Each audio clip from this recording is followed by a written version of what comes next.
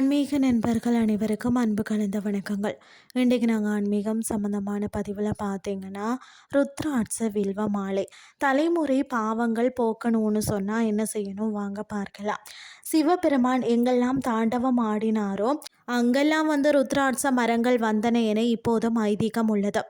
ருத்ராட்சத்திற்கு மொழி உள்ளது என்று ஆன்மீக மரபில் கூறப்படுகிறது. அதன் வடிவம், முகங்கள், கோடுகள், அமைப்பு ஆகியவை ஒவ்வொன்றும் தனித்துவமான ஆன்மீக அர்த்தத்தை கொண்டதாக நம்பப்படுகிறது. வில்வ மரம் இந்து சமயத்தில் மிகவும் புனிதமான மரமாக அனைவரும் அறிந்த ஒன்றே. குறிப்பாக பார்த்தீங்கன்னா, சிவபெருமானுக்கு மிகவும் உகந்த புனித மரமாக வில்வ மரம் போற்றப்படுகிறது. பயன்கள் பார்த்தீங்கன்னா, முன்னோர் அருளை நினைவூட்டும் புனித ஆன்மீக வழிபாடு, குலதெய்வ அருளை நாடும் பக்தர்கள் ஆன்மீக அடையாளமாக இருக்கிறது. குடும்ப நன்மைக்காக பக்தியுடன் வழிபடும் தெய்வீக சின்னம் என்றும் சொல்லப்படுகிறது. சிவ அருளை நாடும் பக்தர்களின் பாரம்பரிய ஆன்மீக தேர்வு. அது மட்டுமில்லாமல் முன்னோர் வழிபாட்டு மரபை தொடரும் புனித ஆன்மீக நினைவு சின்னமாகவும் இருக்கிறது.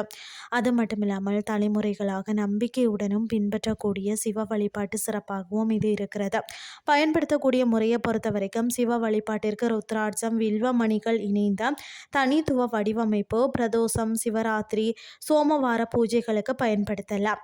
மற்றது ஜபம் மற்றது தியானத்தில் மனதை ஒருமுகப்படுத்த உதவும் எனவும் ஆன்மீக பெரியோர்களால் சொல்லப்பட்டிருக்கிறது. மற்றது வில்வ இலையால் சிவபெருமான வழிபடுவதால் தலைமுறை தாண்டி பாவங்கள் நீங்கும் என்பது நம்பிக்கையாக இருக்கிறது. ருத்ராட்சமும் வில்வமும் இணைந்த ருத்ராட்ச வில்வ மாலை ஆன்மீக முக்கியத்துவம் வாய்ந்த ஒரு மாலையாகவும் போற்றப்படுகிறது. அன்பும் அர்ப்பணிப்பும் கலந்த பக்தியுடன் செயல்படும் இந்த வழிபாடு சிவ அருள நாடும் பக்தர்களுக்கு சிறப்பு மிக்கதாகவே கருதப்படுகிறது.